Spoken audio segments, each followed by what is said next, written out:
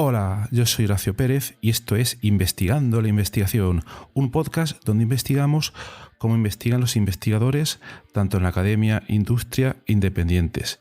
Todo ello mediante entrevistas y debates abiertos, técnicas y estrategias para mejorar todas las partes del proceso investigador y, no menos importante, opiniones abiertas que espero llamen tu curiosidad y te hagan también reflexionar.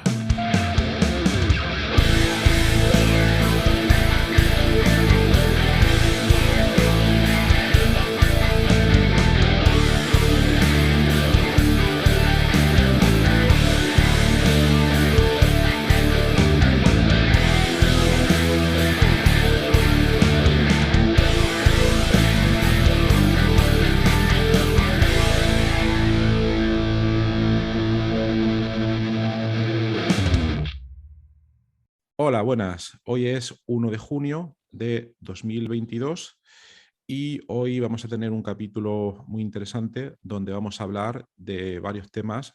Vamos a hablar de ciencia descentralizada, vamos a hablar de farmacología, vamos a hablar de postdocs, investigación en el extranjero, que son temas muy interesantes.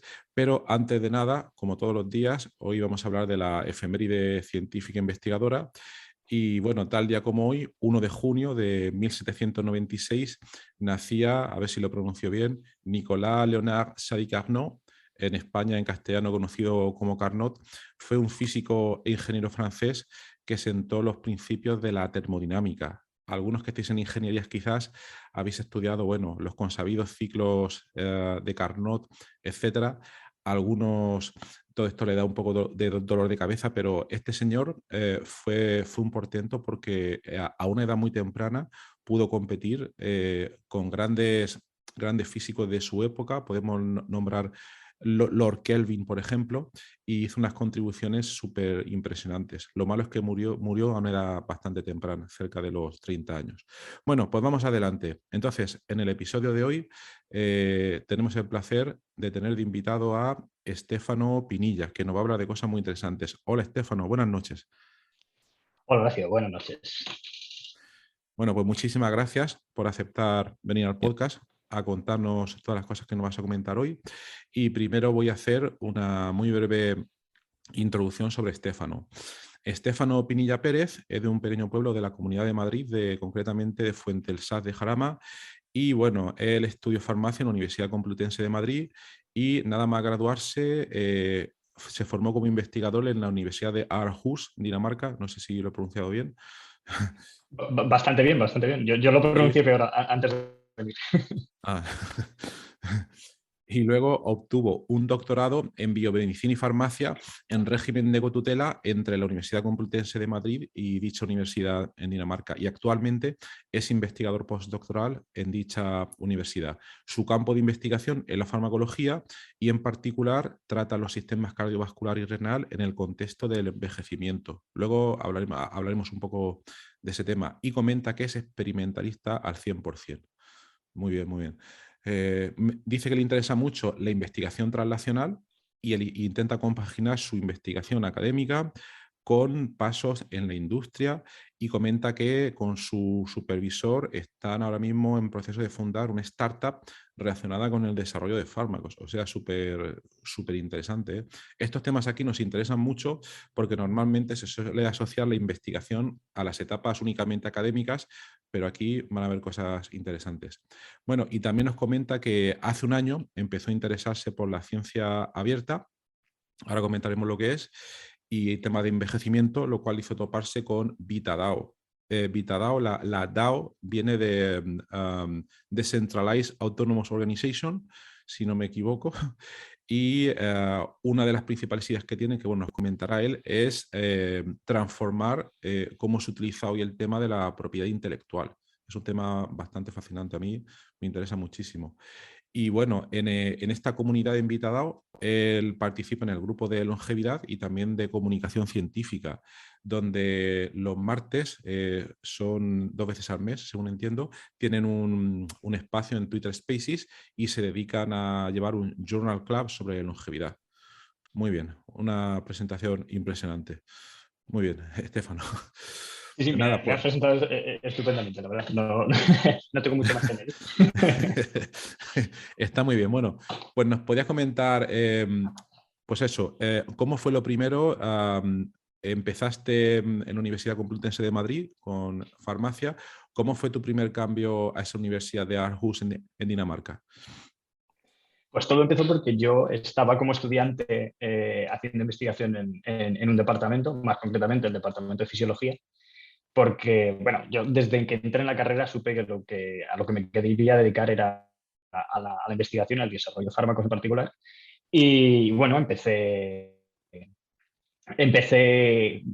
pues como pude, de voluntario en el departamento, porque en la Complutense organizan un pequeño congreso para estudiantes donde te permiten pues llevar un pequeño proyecto de investigación durante un año que realizas un poco así en tu tiempo libre y luego lo presentas en el congreso, tal. Entonces esa fue como mi primera entrada en el mundo de lo que es la investigación científica y bueno, confirmó lo que yo ya pensaba que era que me quería dedicar a ello. Y a Ujú. raíz de eso, pues en cuanto acabé la carrera, me salió la oportunidad de hacer una estancia en Aarhus, a través de una beca Erasmus al principio. Y bueno, luego empecé bastante bien allí, pude publicar participar en un par de publicaciones y bueno, pues me plantearon desde Aarhus si quería realizar aquí mi doctorado, si tenía alguna idea, porque aquí en Dinamarca es un poco distinto de España. Básicamente me dieron una hoja en blanco y me dijeron, bueno, si quieres hacer un doctorado, Una ¿cuál hoja es en la idea que blanco. tienes? Una hoja en Sí, blanco. O sí, sea, una hoja no, en blanco sí, sí. No es que hubiera un en el proyecto sentido de que. proyecto, Ah, efectivamente. genial, genial, genial.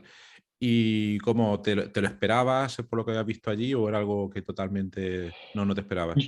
Yo me esperaba que fuese más como el sistema español, porque claro, yo mantuve mi relación también con el grupo español y hubo diálogos de, bueno, dónde puedo hacer el doctorado, veíamos que teníamos más posibilidades de financiación. Sí, mi universidad de origen o la principal era la danesa, por el tema de que conseguir financiación era un poco más realista. Ujú.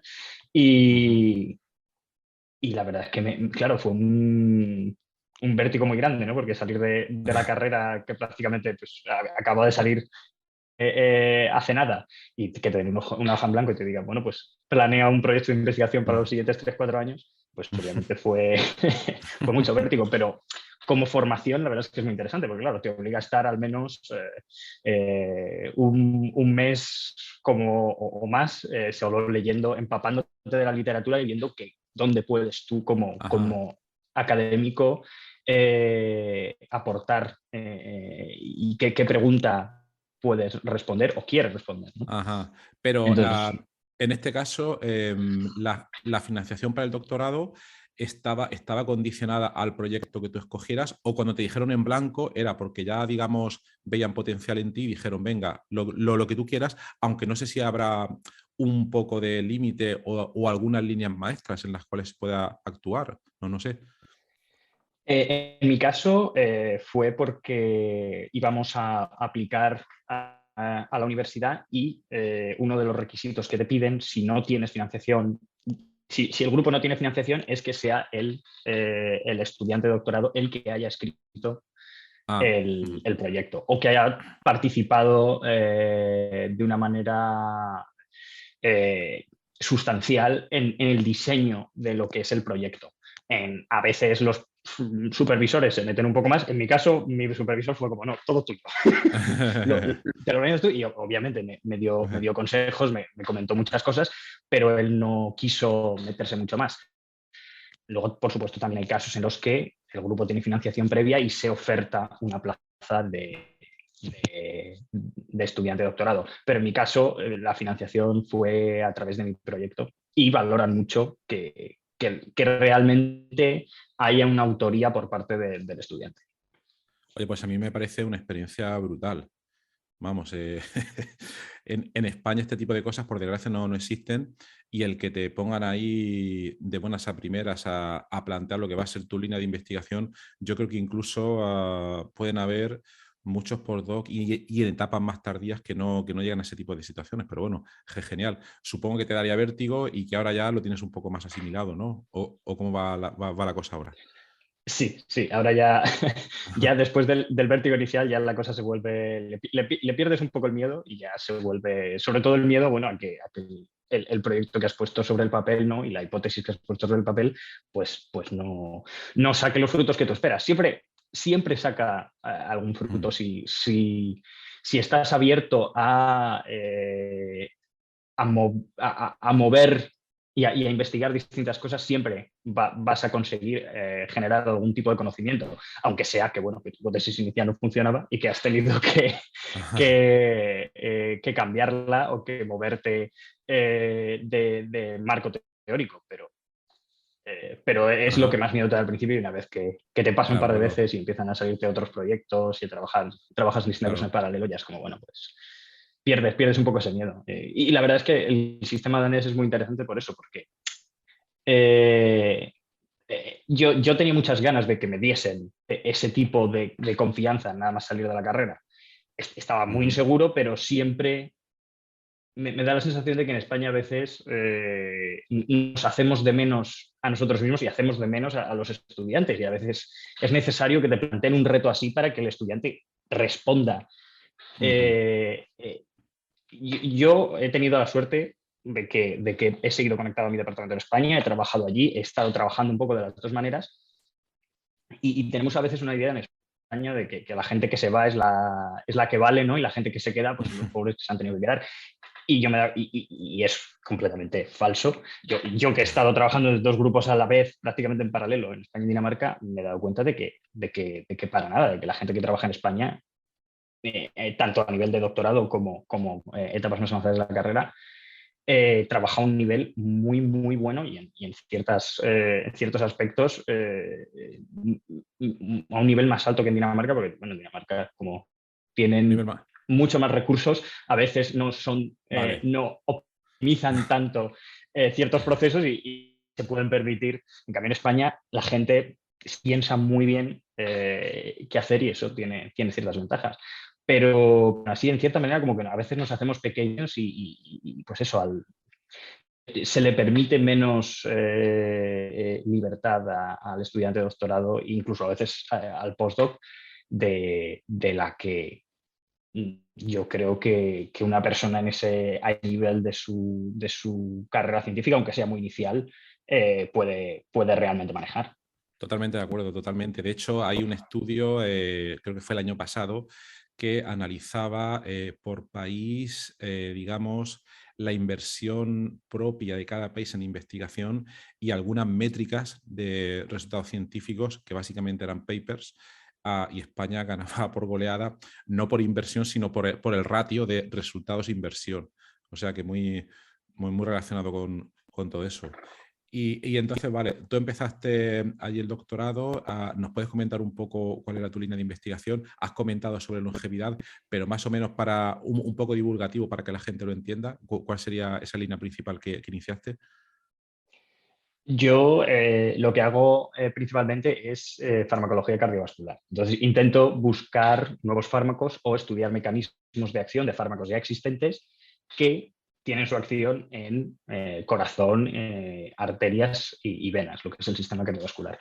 Y yo particularmente durante mi doctorado me centré en las complicaciones de la diabetes. Los diabéticos, aparte de tener aumentados los niveles de glucosa en sangre, el principal problema que tienen y los mayores problemas de salud que tienen son por el sistema cardiovascular, porque estos niveles elevados de azúcar en sangre provocan daños en las arterias y el corazón, y a la larga, pues básicamente es lo que aumenta el riesgo de complicaciones fatales en un diabético.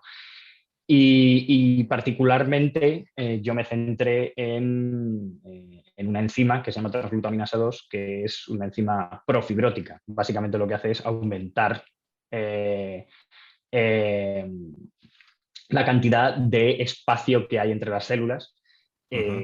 y de fibras alrededor de las células, y hace los tejidos mucho más duros, en este caso del sistema cardiovascular, que es uno de los problemas que tienen las personas según van envejeciendo. Y bueno, tuve la suerte de que descubrí un nuevo mecanismo de acción a través de probar ciertos fármacos que teníamos en una librería de compuestos que afectaban a esta enzima. Y fuimos por esa dirección y también lo pude patentar y lo llevamos más a intentar desarrollar tratamientos. En un principio estábamos muy centrados en complicaciones cardiovasculares y luego nos dimos cuenta, a base de hablar con gente de la industria y de intentar desarrollar el proyecto, que a nivel renal, que en un principio, al principio de mi carrera, yo no era algo a lo que estaba enfocado, era mucho más interesante. Entonces, al final hemos hecho como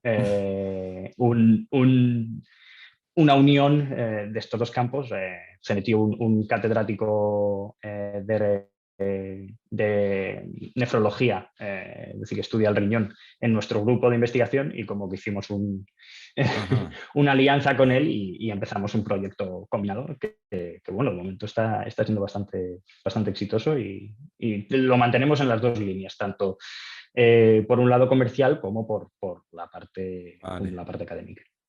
Vale, súper interesante.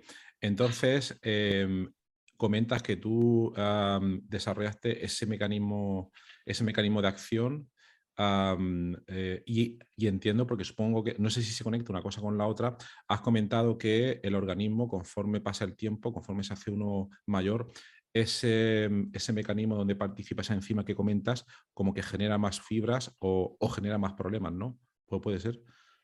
Sí, efectivamente. Lo que pasa es que, bueno, con el paso del tiempo, sobre todo en el sistema cardiovascular,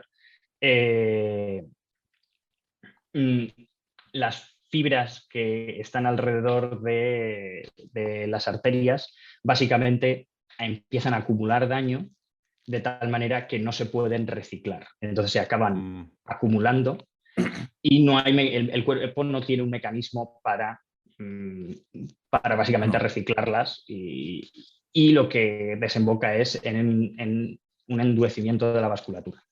Vale, y ahí entráis Que, vosotros. sí, y ahí entramos nosotros y este fármaco. Y en particular eso también pasa a nivel vascular en el riñón, y luego aparte en el riñón se genera un daño sostenido que también desemboca a su vez en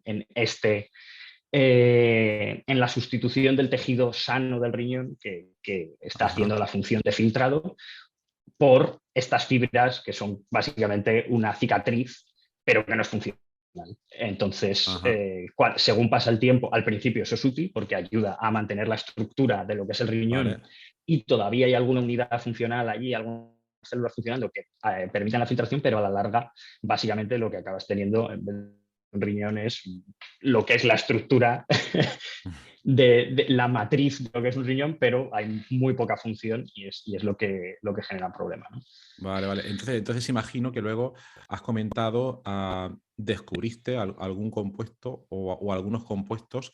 ¿Cómo fue ese proceso? Porque tú ya conocías que esa proteína tenía esa función a la hora de generar esas fibras. ¿Fue tu objetivo el descubrir una molécula para bloquear ese proceso? ¿O cómo lo desarrollaste?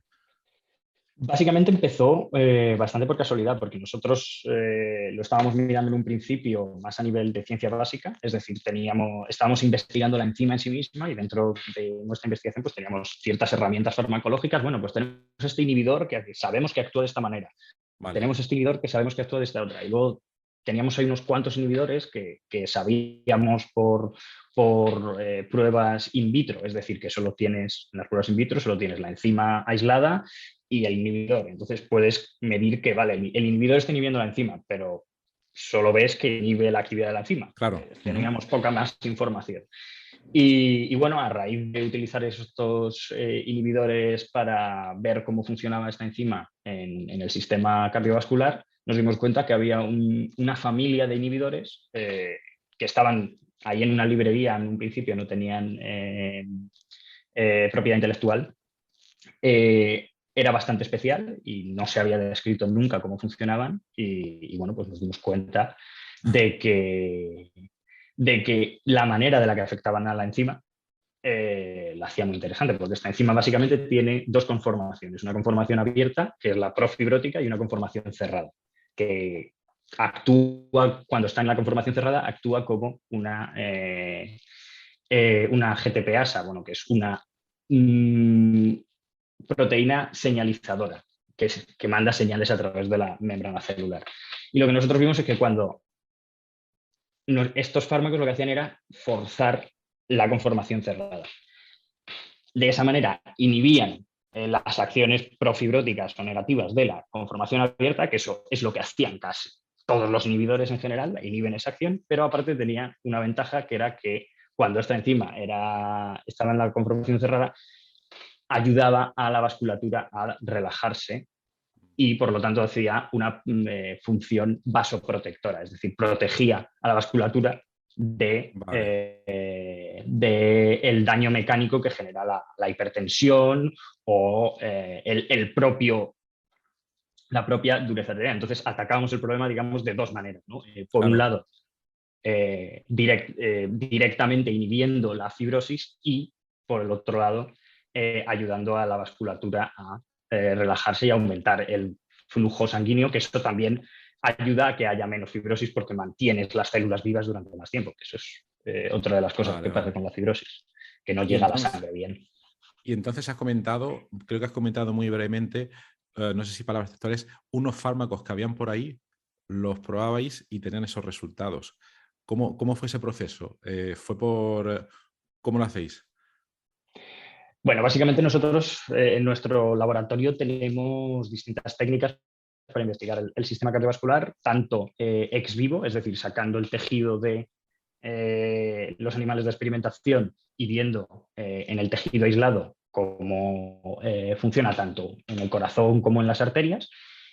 Y también utilizamos, básicamente vamos de lo más simple a lo más complejo, y tenemos la suerte que en el laboratorio tenemos todos los sistemas bien preparados. Entonces lo miramos tanto a nivel de células aisladas como a nivel de tejido, arterias y corazón, y luego nos vamos al animal, tanto Vale. vemos su respuesta aguda como su respuesta crónica. Entonces, obviamente, nosotros lo que solemos hacer, sobre todo cuando estamos interrogando mecanismos en los que tenemos que probar muchas herramientas farmacológicas, lo hacemos de la manera más sencilla, que es ex vivo, es decir, tenemos un montón de Vale. arterias montadas en nuestro sistema que nos permite ver cómo se contraen y relajan, y probamos pues 8 o 10 compuestos a la vez, bloqueando distintos mecanismos de acción para ver cómo funcionan exactamente, y según vamos viendo, vamos dibujando un poco cómo, vale, pues lo que está haciendo cuando inhibes de esta manera es esto, o relaja de esta manera, o contrae, o vemos qué efecto está teniendo, y luego lo interrogamos en el sistema del animal entero. Cuando ya Vale. hemos un poco hecho la selección de cuáles son las herramientas que nos interesa ver más en Ajá. profundidad, ¿no? O qué compuestos Pero, nos interesan más en profundidad. pero vosotros, por lo que comentas, al principio, yo lo digo porque por eso tengo tantas preguntas. Trabajo el problema de manera parecida. Bueno, parecida. Es el mismo campo, pero nosotros lo trabajamos al ser computacionales de otra manera. Nosotros cogemos librerías que pueden contener desde miles a millones de compuestos de manera totalmente aleatoria en algunos de los casos para tener un espacio químico lo más diverso posible. Hacemos el cómputo, priorizamos compuestos y esos compuestos se testean luego en el laboratorio. Pero en vuestro caso, vosotros supongo que partíais, porque estás comentando, de una serie de compuestos, no sé si has comentado 10 compuestos o algo así, y luego conforme, por lo que entiendo, conforme iba respondiendo uno u otro, tirabais por una dirección u otra, y no sé si en función de los que iban dando señal ya buscabais otros relacionados o algo así, o no sé si hacíais eso o probabais colecciones completas de compuestos que pueden tener 1000, no sé. Y nosotros nos saltamos unos cuantos pasos, ¿no? Lo que haces tú es como Ah, los primeros pasos de encontrar un inhibidor una enzima en la que tú estés interesado, un target en el que tú estés interesado. Nosotros, y en particular este proyecto, empezó como... Es decir, nosotros ya sabíamos que esta enzima existía, sabíamos que había algunos inhibidores ya desarrollados, Nosotros no somos químicos orgánicos, es decir, no los sintetizamos nosotros mismos. Ajá. Y a nosotros lo que nos interesaba era realmente cuál era la función de la enzima. O sea, es decir, no poníamos el compuesto en el centro, sino que poníamos la enzima en el centro y su efecto directo en el sistema cardiovascular. Ah, vale. Interrogábamos qué iba pasando. Y ahí entonces nos dimos cuenta de, bueno, hay algunos de estos inhibidores de una familia en concreto que son muy distintos. El efecto que tienen a nivel cardiovascular es completamente distinto. Y decidimos centrarnos en eso y ahí fue cuando descubrimos este mecanismo Vale, de acción que eh, vale. no había sido descubierto hasta ahora. Entonces, digamos que no es un método de trabajo orientado al descubrimiento de fármacos necesariamente, es más bien orientado al descubrimiento de mecanismos de acción, Vale, que vale. luego Para... puedes Vale. utilizar para encontrar sustancias interesantes o, como bueno, ahora mismo estamos haciendo, partir de estos compuestos y de este mecanismo de acción para Claro. obtener nuevas librerías de compuestos y generar nuevos compuestos. Entonces, digamos que es un poco distinto porque nosotros lo que estábamos en lo que estamos haciendo screening era directamente el efecto cardiovascular, sabiendo el target en el que estamos activando, en el que estamos actuando y teniendo ciertas Vale. herramientas ya allí presentes. Vale, vale. Entonces, no sé si se podría resumir. Resumir es a veces complicado, ¿eh? Pero voy a intentarlo. Nosotros como químicos, yo soy químico computacional, somos más miopes porque trabajamos en un contexto y nos dicen, mira, la enzima es esta. Y nosotros, depende del problema y del contexto, claro, pero a veces nos fijamos en la enzima, en la proteína, y nos olvidamos de todo lo que hay alrededor, ¿no? Y ahí proponemos compuestos. Pero vosotros, no sé si podría decir, corrígeme si me equivoco, que es un poco al contrario porque dices, vale, alguien ha dicho que este compuesto está encima, pero yo quiero ver el cuadro entero, quiero ver todo lo que pasa alrededor y no solo en las células, sino por todo el organismo, por todo el sistema. No sé si sería esa una analogía buena o si se debe corregir. Sí, sí, yo creo que es una analogía nueva, muy buena. Por supuesto, esto, quiero decir, esto no se puede hacer sin el trabajo previo de los químicos, tanto como computacionales como de síntesis, que han sintetizado estos compuestos, que han mirado que sean más o menos específicos para la enzima. Por supuesto, una de las complicaciones a la que nos enfrentamos es que cuando nosotros estamos poniendo el fármaco o el compuesto en todo ese contexto complejo en el que no siempre lo que vamos a observar se debe a la enzima que nosotros queremos vivir. Quiero decir, puede haber efectos lo que se llama off-target, es decir, que es tu fármaco actuando en otros eh,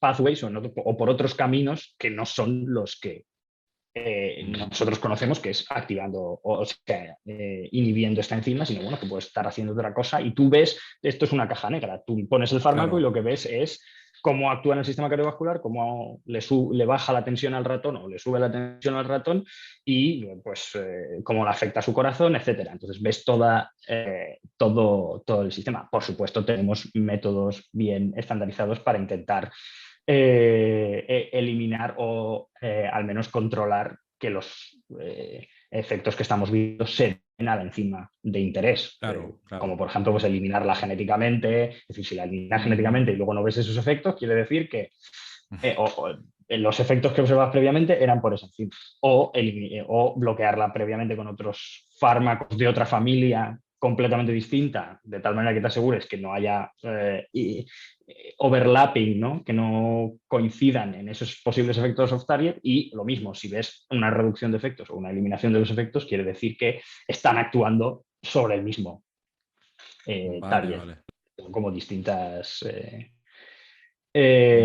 técnicas que tenemos, pues bueno, un poco asegurar que estamos actuando, pero al final lo que nosotros observamos es, como tú dices, el sistema completo. Vale, vale, vale. Entonces vosotros, una vez que generéis ese conocimiento sobre todo el cuadro entero o como lo quieras llamar, ¿Cuál es el siguiente paso? Obviamente publicar, ¿no? Pero supongo, no sé si has comentado antes que depositabais la patente. ¿Qué fue lo que pasó ahí?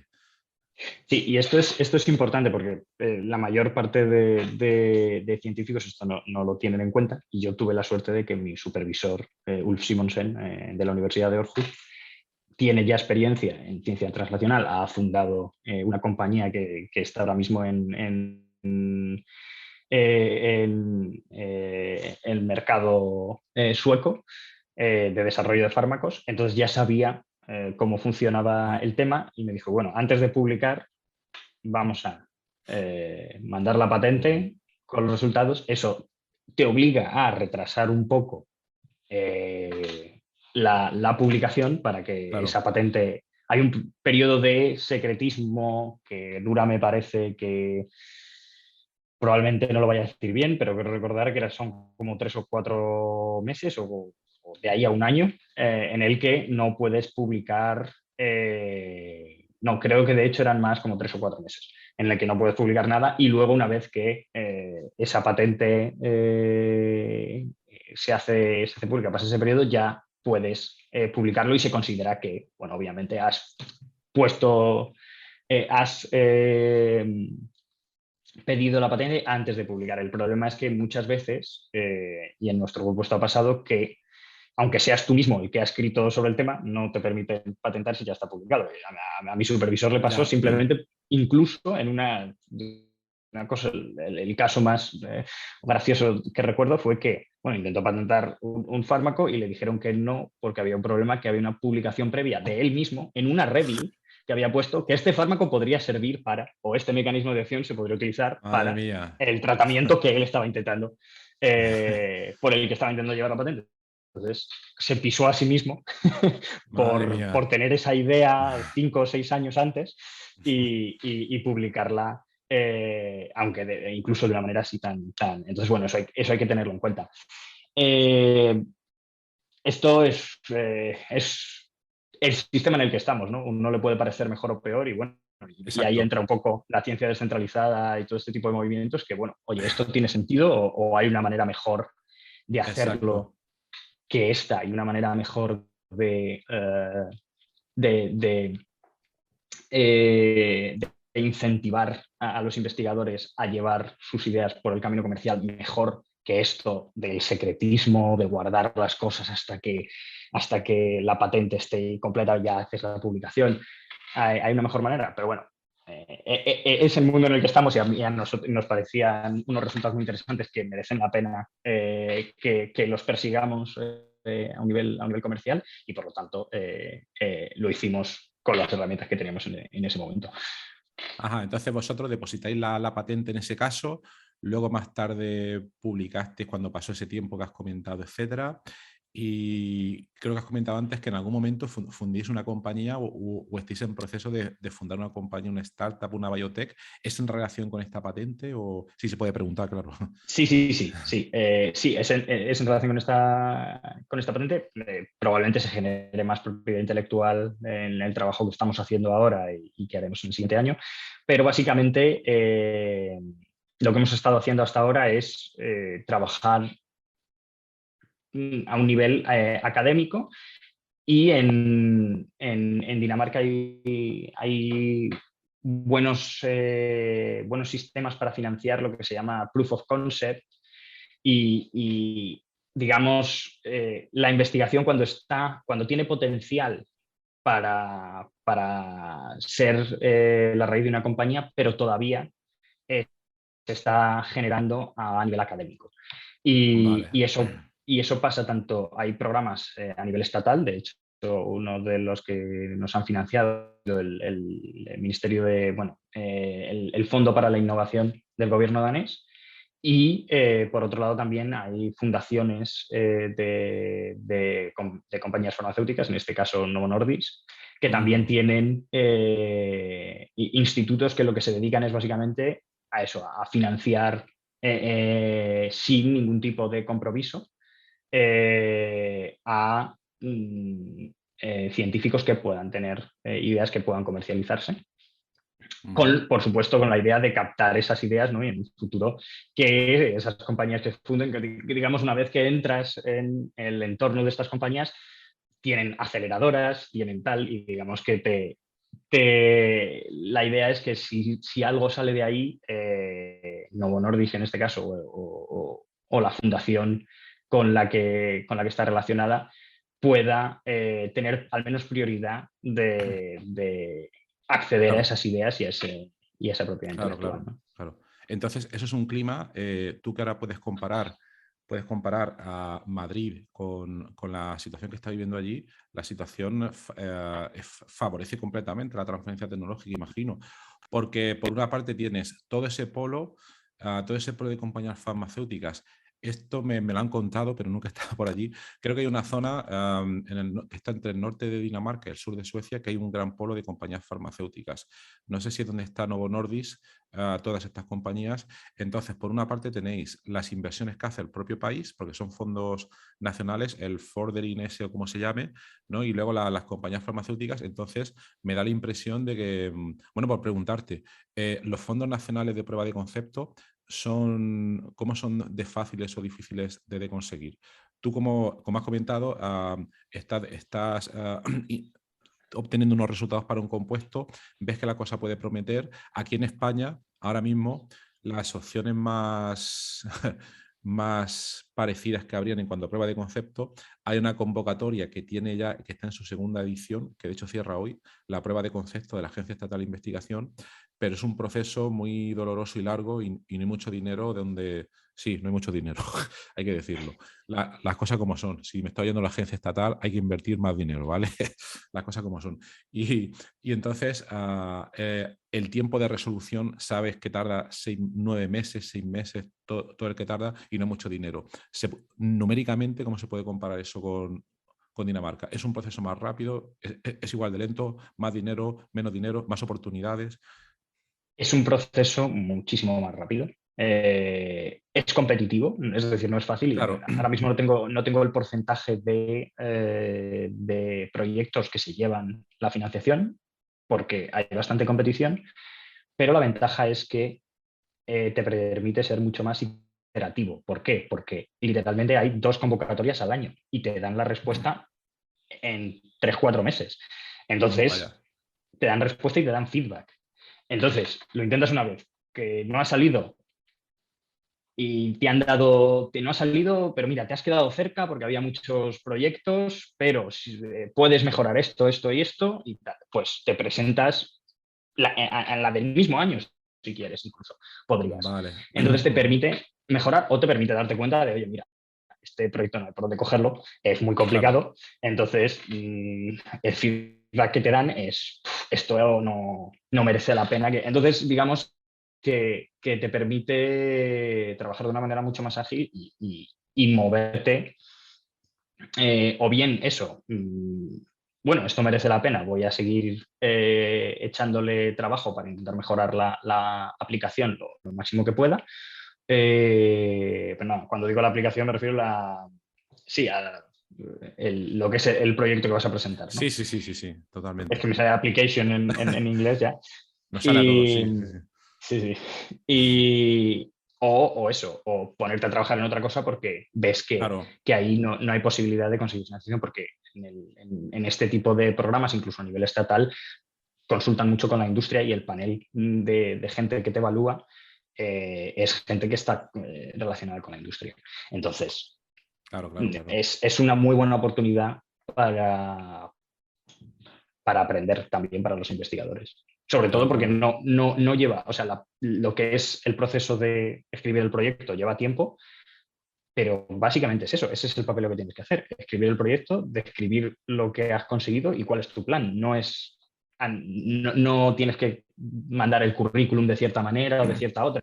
¿Cuál es tu idea? Esta es tu idea. Y en eso es lo que gastas el tiempo. Pero luego lo que es el proceso burocrático de mandarlo no lleva absolutamente nada de tiempo y la respuesta es muy, muy rápida.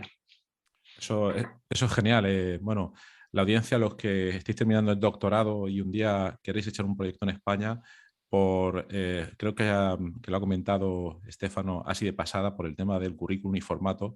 En España es un infierno, porque es un infierno.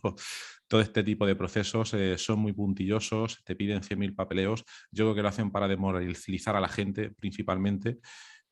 Bueno, ya lo conoceréis, ya lo conoceréis.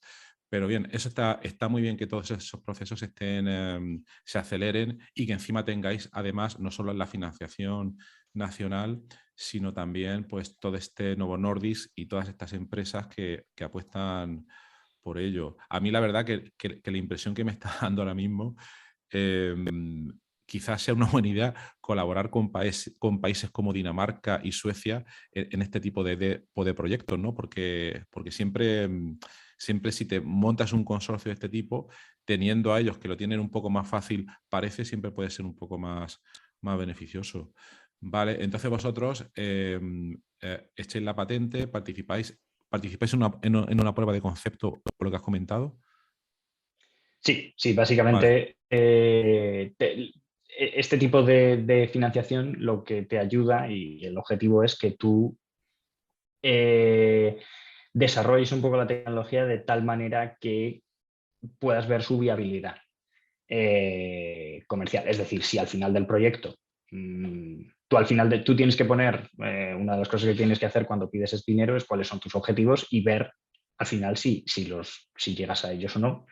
Ujú. Y obviamente si llegas, tú no puedes formar una compañía mientras te han dado ese dinero porque estás como investigador académico, por lo tanto es una investigación que es decir, no puedes formar la compañía en ese momento, pero la idea es que cuando termines, sí que si el tema ha funcionado y tienes base suficiente, que utilices el conocimiento y la tecnología que has generado durante el proyecto para fundar una compañía. Y luego, si una vez has fundado la compañía, hay otro tipo de programas, tanto estatales Ujú.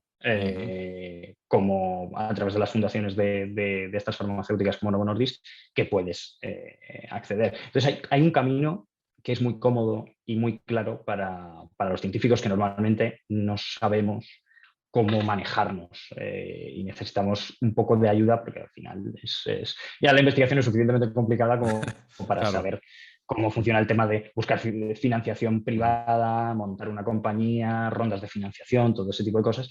Y en Dinamarca lo han hecho de tal manera que haya rutas más o menos definidas Vale. para guiar a los investigadores de tal manera que la gente que está en la universidad y que tiene esas ideas básicamente se pueda centrar en hacer ciencia y en aplicar la ciencia a el problema que está intentando solucionar. Vale, vale, vale. Pero entonces vosotros estáis ahora mismo, por lo que comentabas, estáis ahora, ahora mismo en el proceso de creación de esa biotech. ¿Estáis ahora mismo en ello? Estamos a mitad de uno de estos periodos de financiación y cuando acabemos, pues intentaremos, de momento va bastante bien, pero bueno, esto ya hasta cuando lleguemos a final Vale. de este año, sabremos si realmente podemos ya lanzarnos directamente como startup o bueno, cuál es el estado, ¿no? Pero sí, Vale. esperemos que todo funcione bien Esperemos que sí, esperemos que sí. y a Y finales de si, año la montemos finalmente.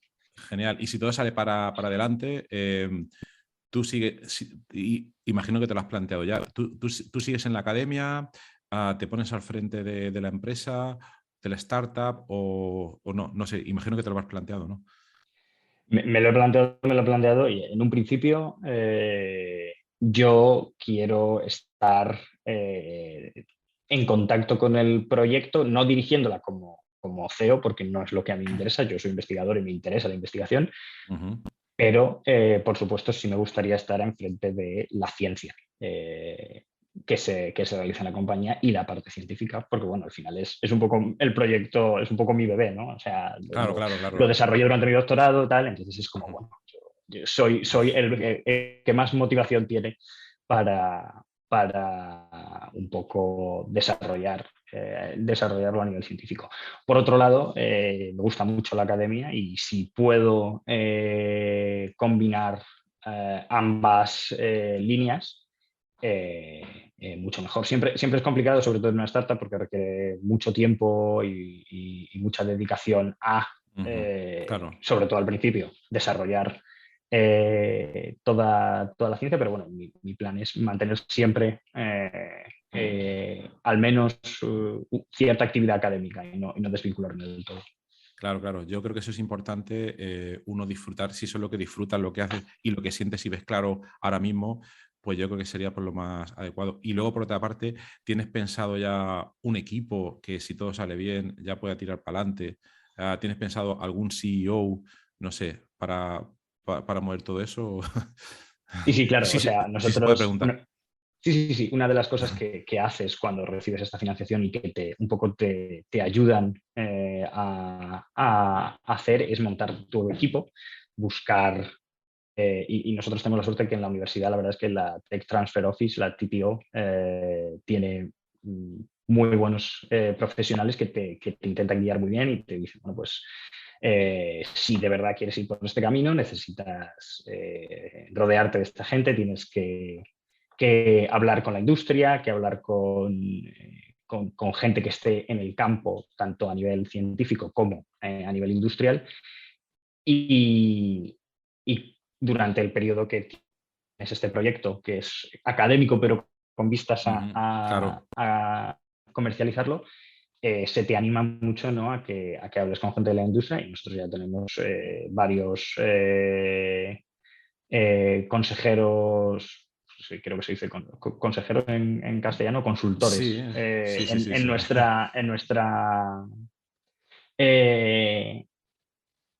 nuestra Oh, compañía y tenemos todo lo que es el equipo, el que será el CEO ujú. y que nos Ah, está de momento ayudando como a nivel de consultor, ajá. pero tiene Madre mía. interés Entonces, básicamente tenemos casi todos, pero nos falta un poco Madre mía. esos últimos datos que generemos durante estos próximos 6, 7 meses. Wow. Y Enhorabuena, enhorabuena, porque por lo que comentas tenéis la ciencia que está avanzando, tenéis el equipo, tenéis financiación hasta ahora tal, o sea, y un equipo, o sea, todo pinta bastante, bastante bien. Genial, genial. Vale, vale, vale. Y luego, por otra parte, comentabas que en algún momento te interesas por la ciencia descentralizada y todo este tipo de cosas. Entonces, mi pregunta aquí sería, si todo parece que os está yendo tan bien, bueno, que no es tan fácil, ¿eh? No, no es un camino de rosas, porque no, no, hay, para nada. hay- hay un currazo detrás, aunque no lo haya dicho él, pero hay un currazo detrás en el laboratorio y tú estás entre dos tierras, ¿no? Como de la canción de del Sí, sí, sí, silencio, sí, porque estás en la parte efectivamente. académica entendiendo la parte de comercialización, las aplicaciones y todo esto, ¿no? Pero en definitiva, en algún momento empiezas a pensar o interesarte en ciencia descentralizada. Entonces, ¿nos podías comentar brevemente para los que no sabemos qué es la ciencia descentralizada, por qué te interesas en ello y qué se puede hacer ahí, ¿no? Pues la ciencia descentralizada es muy interesante porque es algo que está en proceso de definición. La manera más simple y un poco quizá menos interesante de definirla sería eh, eh, las aplicaciones, proyectos que tienen que ver con la ciencia o que tienen la ciencia en el centro y que utilizan la tecnología blockchain. Ujú. Esa sería la definición más aburrida, digámoslo así. Pero en realidad es la más la que se aplica ahora mismo a todos los proyectos que se engloban dentro de la ciencia descentralizada, porque es algo que están haciendo y que se está decidiendo cómo definir dentro de la comunidad. Tiene todos estos proyectos y todos estos proyectos que están intentando utilizar la tecnología blockchain y para aplicarla en la ciencia, tienen algunas características en común. Hay muchas cosas en común con la ciencia abierta. Aquí también hay mucho debate. Hay gente que dice, bueno, ¿esto Mm. es una continuación de la ciencia abierta o es otra cosa que se podría englobar en la ciencia abierta? Depende del proyecto, porque al final muchos de estos proyectos están utilizando el blockchain en distintos campos o utilizándolo para intentar resolver distintos problemas dentro de la ciencia. Tienes proyectos que están muy centrados en, por ejemplo, el tema de la revisión por pares y están intentando descentralizar la revisión por pares. poner nuevos incentivos para que a través de la tecnología blockchain se haga la revisión de la literatura científica de una manera distinta. Tienes proyectos que están muy centrados en la financiación, como es VitaDAO, que por ponerlo a muy grandes rasgos sería como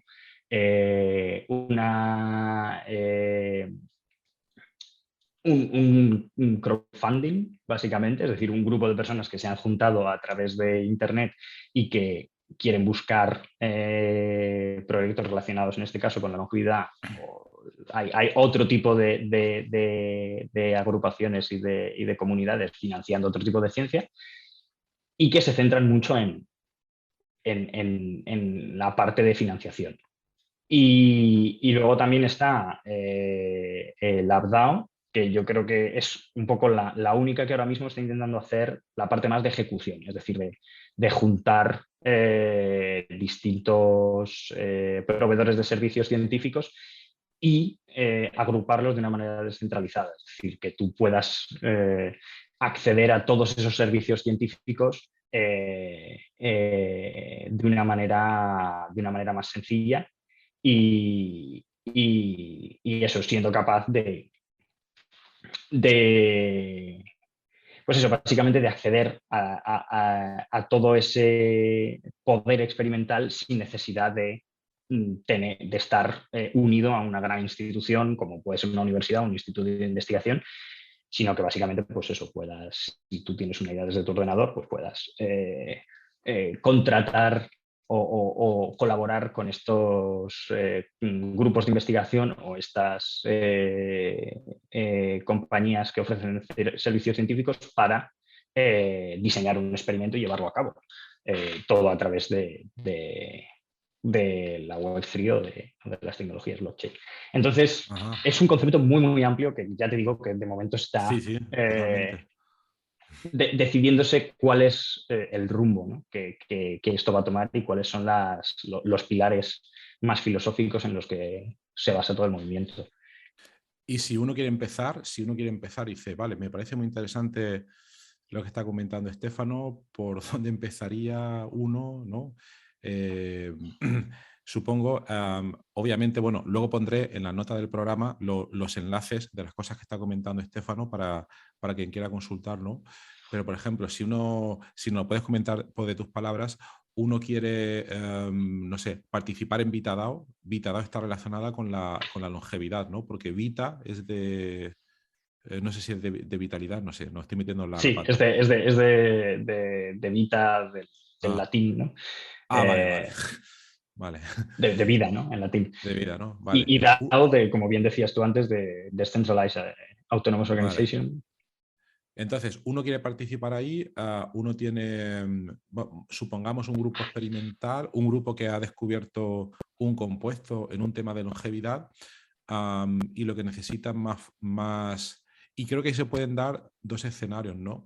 Uno de ellos sería que por algún motivo ya ha obtenido algún compuesto interesante, incluso ha depositado la patente, y otro contexto a lo mejor puede ser que no ha generado patente, no ha depositado propiedad intelectual, pero quiere seguir adelante en las fases de experimentación, pero no tiene recursos para poder hacerlo.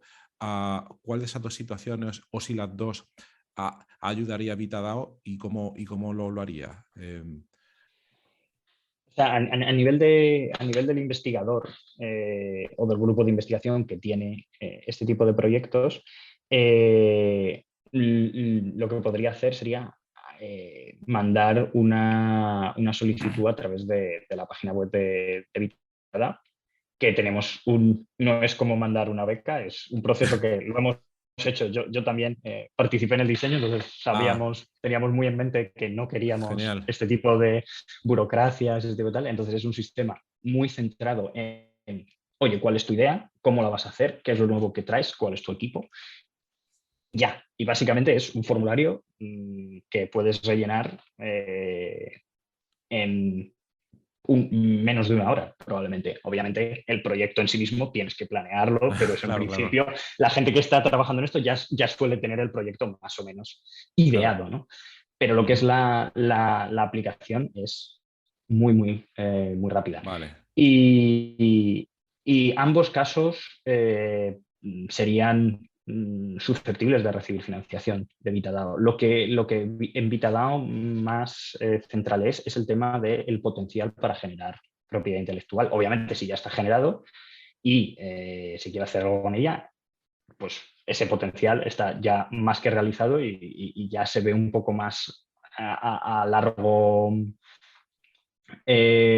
a largo alcance qué se va a hacer con esa financiación para avanzar el proyecto comercialmente y acercarlo al paciente. Porque al final lo que le interesa a Habitador como organización es acelerar el proceso desde la idea académica hasta que llegue al paciente o que al menos se acerque lo máximo posible. Sabemos que el desarrollo de fármacos es difícil y la mayor parte de veces falla, pero precisamente por eso lo interesante sería que todo el tema de la propiedad intelectual sirviese para acelerar en vez de para poner trabas en todo el proceso. Entonces, lo que nos centramos principalmente es el potencial para que se genere propiedad intelectual. Y una vez que aplicas, pues hay un grupo de expertos en longevidad dentro del grupo que hacen una revisión del proyecto, generan un informe que presentan a la comunidad. Al final la comunidad es la que decide porque las Ajá. DAOs son completamente democráticas Vale. y para ser miembro de la comunidad tienes que tener Vita Tokens, que son lo que son las tokens de VitaDAO y eso es lo que te señala como miembro, ¿no? Que no Vale. so, y lo que con lo que puedes votar. Hay distintas fases de votación, no voy a explicar todo el proceso, Sí, pero sí. el proceso, la votación final se hace con con tu cantidad de Am, tokens. y cualquiera, por ejemplo, imagino que cualquiera, ¿hay algún requisito especial para que alguien de buenas a primeras pueda entrar dentro de VitaDAO o debe cumplir algunos requisitos? Y luego cuando está dentro y supongo, no sé si va, bueno, va por tokens, ¿no? ¿Cómo va adquiriendo esos tokens? Para entrar en la comunidad hay dos maneras principalmente. Una es básicamente adquiriendo tokens,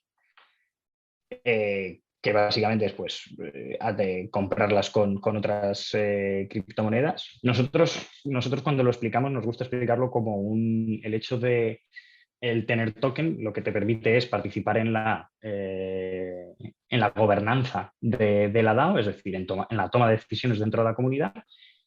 Y también se puede entender, ¿no?, como un préstamo que le estás dando a VitaDAO para que ese dinero sea invertido en investigación que a ti te interesa y que tú puedes decidir votando con tus tokens. Esa es una manera que es la más sencilla y esto obviamente no requiere ningún tipo de requisito previo, es decir, tú compras las tokens y ya puedes participar en la comunidad y en la gobernanza. Otra opción es entrar directamente a la comunidad y empezar a contribuir con trabajo. Es decir, si tú eres una persona a la que le interesa la comunicación científica, por ejemplo, pues es que quiero escribir una serie de artículos divulgativos sobre longevidad. Entonces, tú escribes tus artículos y, oye, he escrito estos artículos. Y la comunidad puede decir, oh, pues mira, nos interesa, te vamos a recompensar con esta cantidad de tokens y ahí ya entrarías a formar de la comunidad. Por supuesto, nosotros también tenemos recompensas, ¿no? Oye, esta tarea tiene que ser completada. Entonces Ujú. ofrecemos una recompensa a quien la complete. Vale. Estamos buscando este tipo de artículos, estamos buscando que se nos solucione este problema, tanto a nivel técnico, a nivel de programación o más técnico, como a nivel eh, científico. Ajá. Y el proceso, todos los procesos, porque estás comentando, bueno, alguien se propone un artículo de lo que sea, alguien lo escribe y tal, mi pregunta aquí es, a la hora de proponer lo que busca VitaDAO, ¿cómo es? Me explico. Dentro de todos los miembros, alguien tiene una semilla inicial y dice, mira, yo pienso que podría ser interesante hacer esto. Y si más gente lo vota, porque ha dicho que es democrático, si más gente lo vota, digamos que esa idea crece y va tomando mayor magnitud, o porque se dice que es ciencia descentralizada. No es que haya alguien principal y diga, mira, vamos a hacer esto así porque lo digo yo, ¿no? ¿Cómo surge? Entonces, puede llegar, llega un nuevo miembro y como tú has dicho, el nuevo miembro o paga con criptomonedas, por lo que has comentado, o ofrece sus capacidades para poder participar. Y luego va haciendo propuestas y esas propuestas se van votando por el resto de miembros, de alguna manera. Sí, efectivamente. O sea, la idea es que todo el mundo puede proponer, incluso si no eres inicialmente miembro. Lo que pasa es que aquí hay como dos figuras, que esto también nos costó un poco definirlo al principio, porque esto lo hemos ido definiendo según hemos ido. Claro. Porque por un lado queríamos ser lo más abiertos posible, por otro lado queríamos que el miembro de VitaDAO, que es el que tiene las tokens, tuviese ciertos beneficios o cierto más poder de decisión. Entonces, ciertas votaciones, como por ejemplo qué proyectos financiar, y todos los proyectos que tienen un presupuesto más elevado de, ahora mismo no me acuerdo la cifra, pero todas nuestras reglas están publicadas en nuestro foro, es una de las cosas que tienen las DAOs, entonces si te interesa cómo funcionar lo puedes leer ahí, porque tenemos todas las reglas, pero creo que eran, ahora, si no recuerdo mal, eran $40.000. Todos los proyectos que tengan un presupuesto de más de $40.000 tienen que votarse en cadena, es decir, utilizando las tokens. Y entonces ahí solo pueden participar los que tienen tokens. Pero todo lo demás, antes de eso, es decir, propuestas, votaciones más ligeras, puede participar todo miembro de la comunidad. Ajá, entonces, perdona, ha dicho antes votación en cadena. ¿Qué quiere decir votación en cadena? Votación en cadena es básicamente eso, que se vota a Por través fases. de blog. No, votación en cadena es que, bueno, tenemos fases de votación, pero la última es la votación on-chain, o en cadena, que es básicamente Vale, en la blockchain en la blockchain. con Vale. las tokens. Vale. Entonces, podemos hablar de números por tener una idea. Alguien llega para poder votar, compra unas criptomonedas.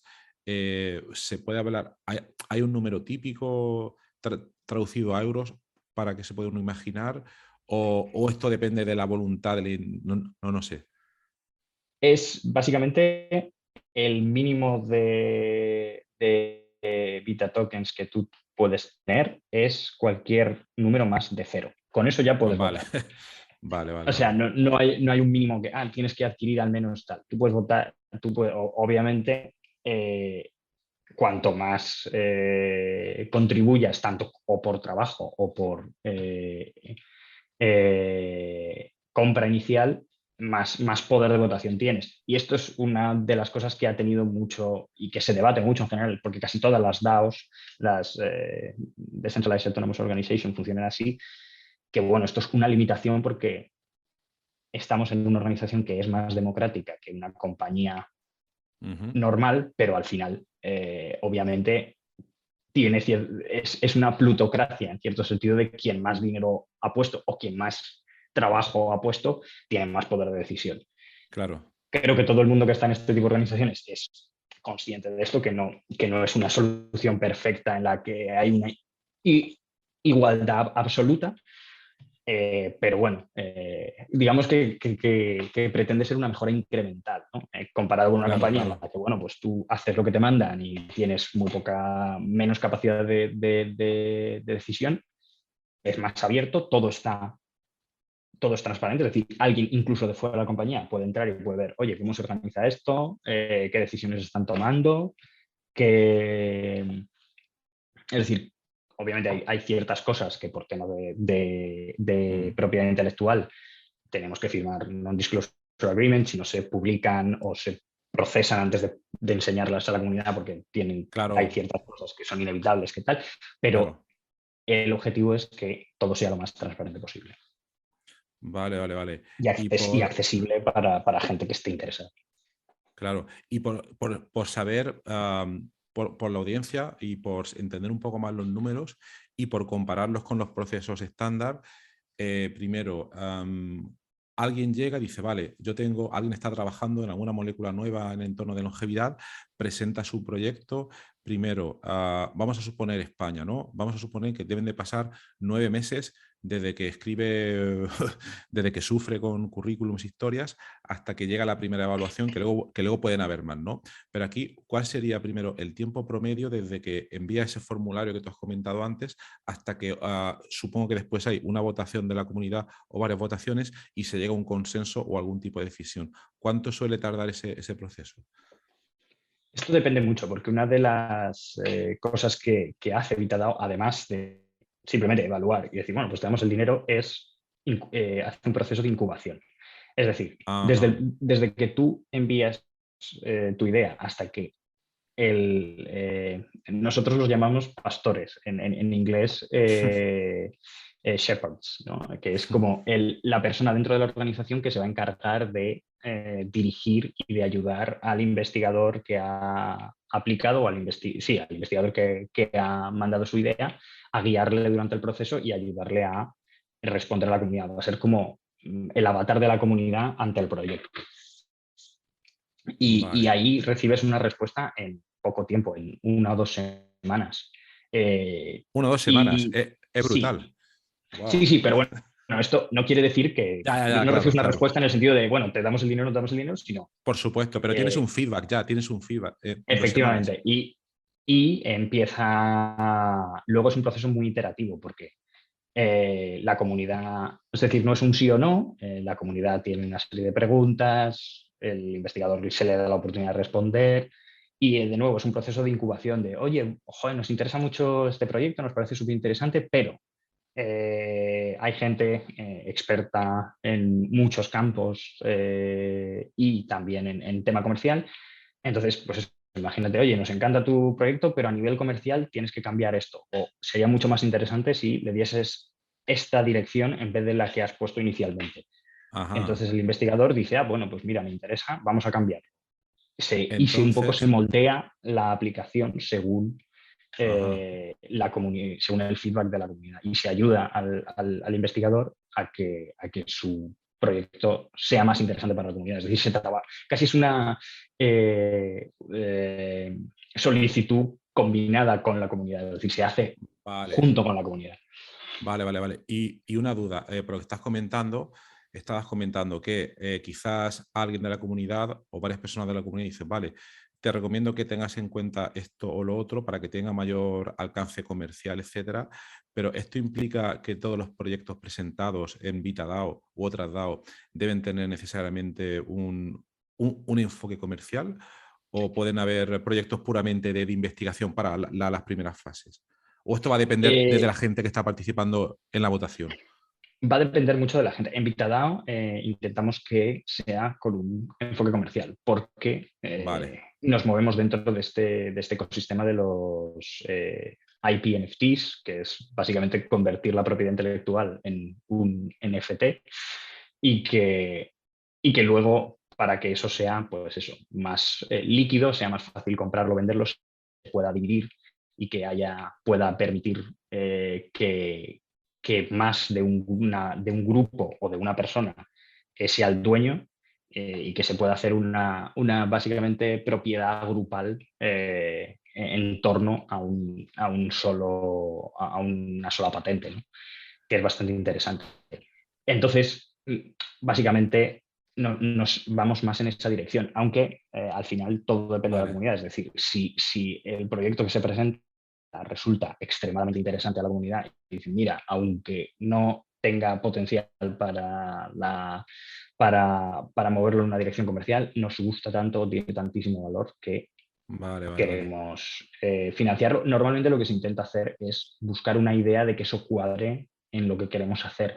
Por ejemplo, hemos financiado un ensayo clínico con rapamicina, que eso en un principio no va a generar propiedad intelectual, y de hecho hemos financiado también otra DAO que se llama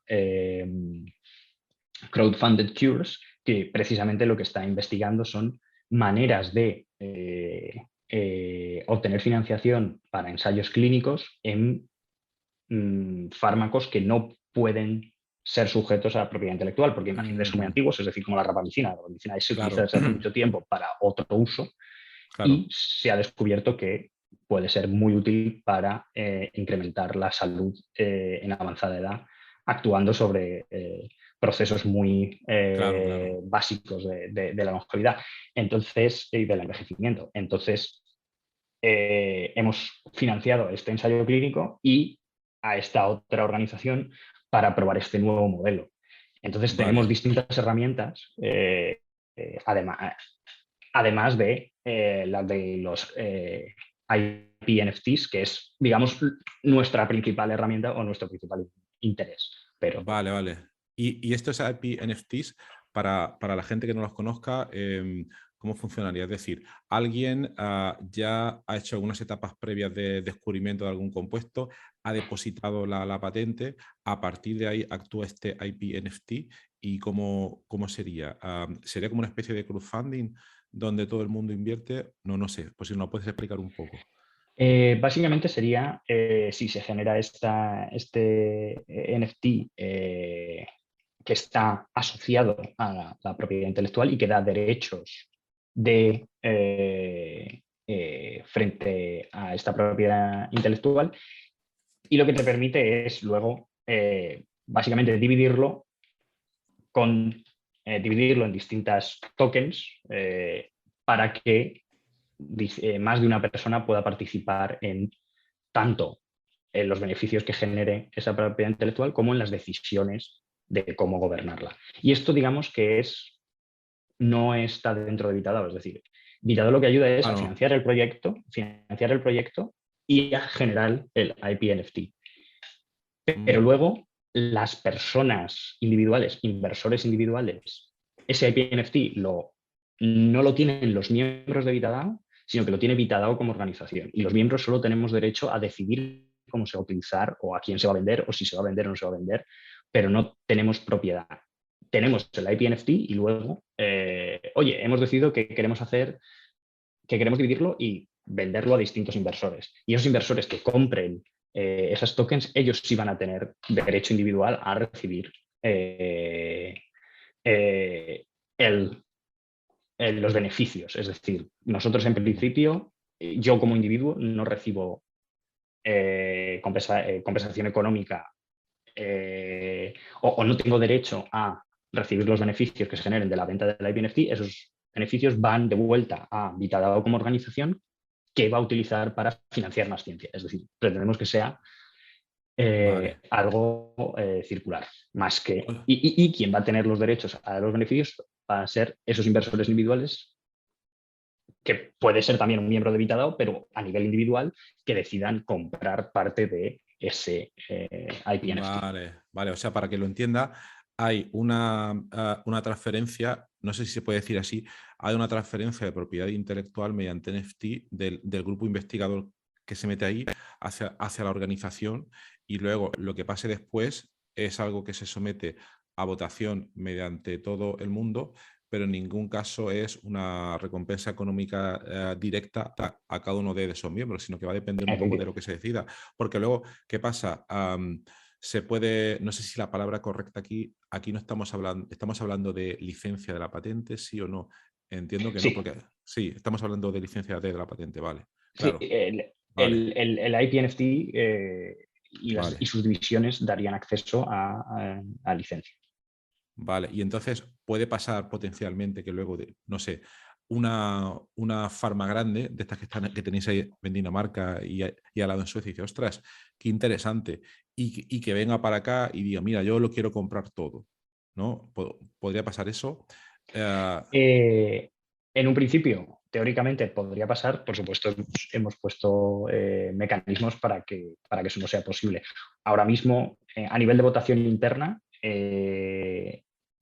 mm, tenemos un sistema para que grandes farmacéuticas y otros inversores bastante grandes participen en VitaDAO y sean capaces tanto de participar con fondos como de ayudarnos con su experiencia, que obviamente, a pesar de que, digamos, estamos intentando hacer las cosas de manera distinta, las farmacéuticas y los grandes inversores tienen una experiencia que nos puede ayudar mucho. Entonces, queremos trabajar un poco,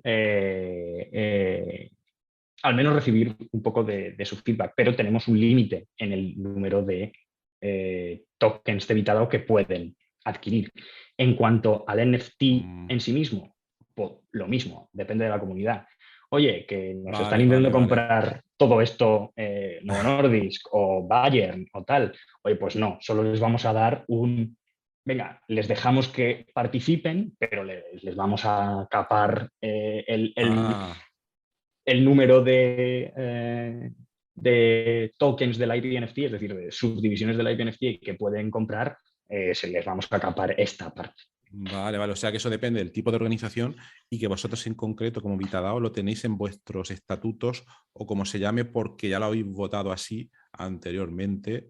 Y por lo que comentas, también está en pleno proceso de evolución, renovación, cambio, llámalo como quieras, porque supongo que se irán dando distintas casuísticas, como todo en la vida, que antes no habían sucedido y eso obliga a ir cambiando los estatutos. Mientras que imagino que habrán otras DAO que tendrán otra normativa, a lo mejor otra DAO, lo que quiere es que vengan inversores allí a tope para, no sé, supongo que será el caso. Sí, esto al final las DAOs, una de las cosas que tienen es que son completamente dependientes de su comunidad. Y esto es Mm, una gran ventaja y un gran problema, así si nos ponemos a hablar de limitaciones, porque crear una comunidad sana de gente que esté bien alineada, que quiera, claro, que tenga unos objetivos comunes y que tenga unas dinámicas que funcionen bien, es tremendamente complicado. Yo creo que personalmente creo que es más complicado que fundar una compañía y diga, mira, yo soy el ostras, jefe, que tengo una visión muy clara y quiero esto, esto y esto. Generar una comunidad sana es claro, mucho más claro. complicado.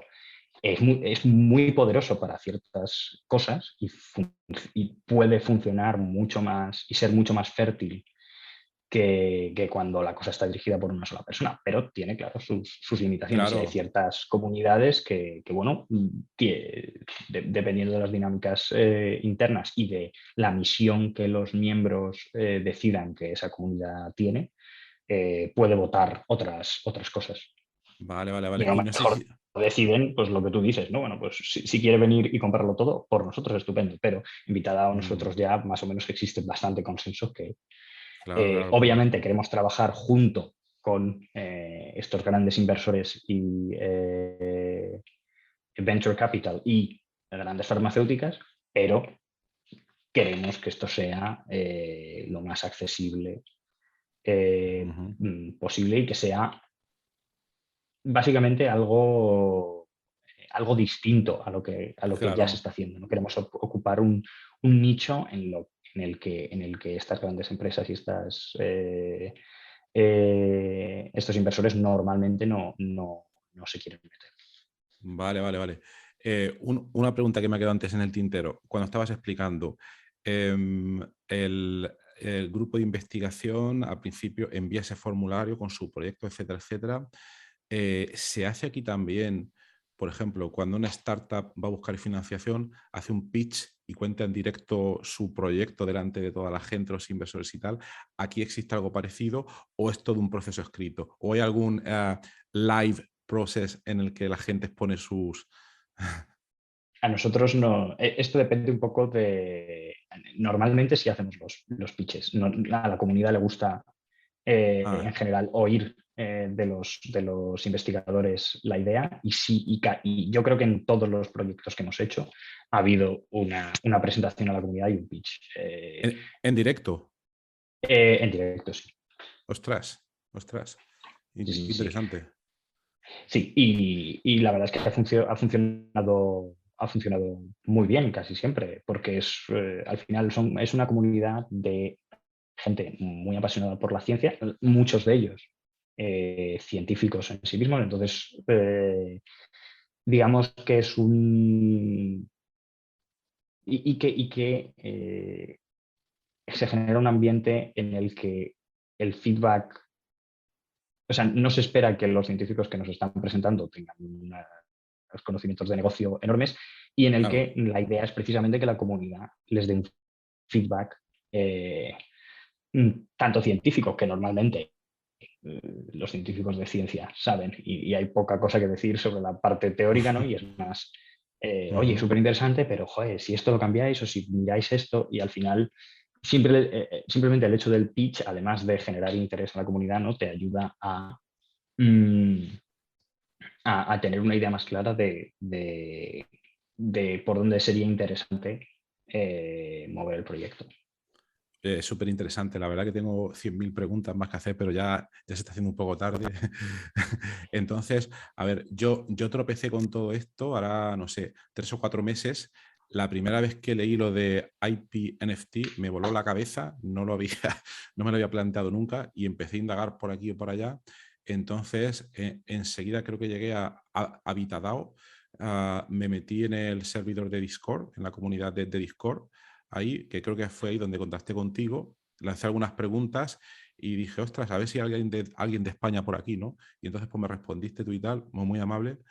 Y también estoy viendo en temas relacionados, veo PsyDAO, que creo que está relacionado con los psicodélicos, Sí.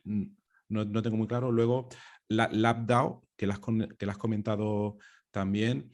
Ahí yo he empezado a hablar con Niklas Randorf para enterarme un poco de tal.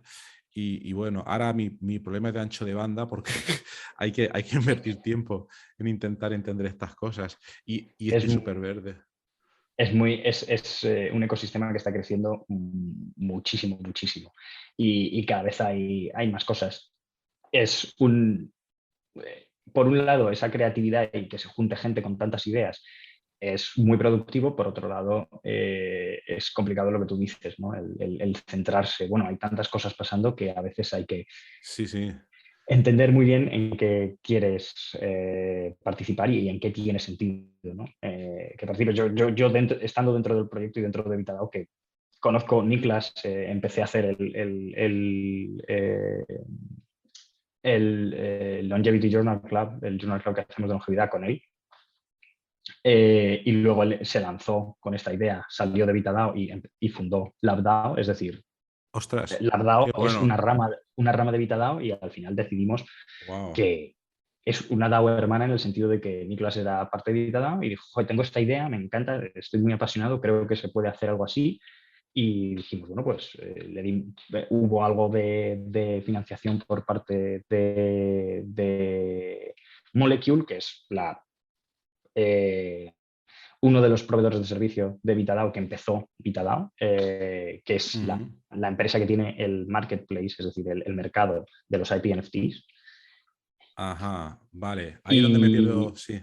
Ahí es donde me pierdo yo un poco, porque es lo que había leído y no lo entendía demasiado bien. ¿Qué quiere decir que Molecule es el marketplace? Porque ellos como que suministran la infraestructura, digamos, de blockchain para realizar los procesos, o porque fueron los primeros en generar esta idea de los DAO. O, ellos fueron los primeros en generar la idea de los IP NFTs. vale. Ellos no generan las ideas de las DAO llevan existiendo desde hace bastante tiempo, Ajá. pero ellos la idea que tuvieron es, oye, vamos a hacer a gestionar la propiedad intelectual,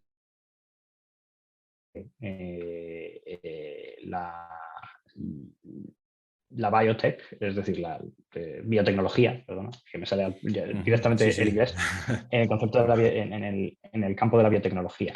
Y, y eso fue su idea inicial y luego lo que han hecho ha sido empezar distintas DAO. Que yo sepa, han empezado VitaDAO y PsyDAO y luego han surgido otras DAOs independientemente. Pero ellos fueron los que, digamos, empezaron a intentar formar una comunidad. Ellos en un principio tenían un poco más de participación, ahora ya están intentando, por supuesto, desvincularse porque la idea es que la comunidad sea completamente independiente y que ellos solo sean un proveedor de servicios Ujú. eh, para que sea pues eso, lo más independiente posible, pero y un poco lo mismo con SideDAO y LabDAO surgió, ya te digo, un poco Ujú. a través de VitaDAO y con un poco también de ayuda por parte de toda la comunidad. Y muchos miembros de la DAO empezaron Wow. en Vitadao. Qué interesante. Y ya dos últimas preguntas para no robarte más tiempo. A ver, hace poco, porque esto es todo muy reciente, ¿no? Hace poco, hoy creo que fue Sí, la semana, Vitadao empezó hace un año. De hace un hecho, año. hace... Sí, todavía no ha llegado un año desde que se hizo la primera subasta de tokens. Es decir, empezamos a Ostras. operar antes. Yo de hecho, me uní hace un año y una semana. Exactamente. Que yo me uní antes de que se empezasen a vender tokens. No vender, sino se hizo la subasta, que fue así como se empezó. Pero sí, sí, es muy reciente. Ajá.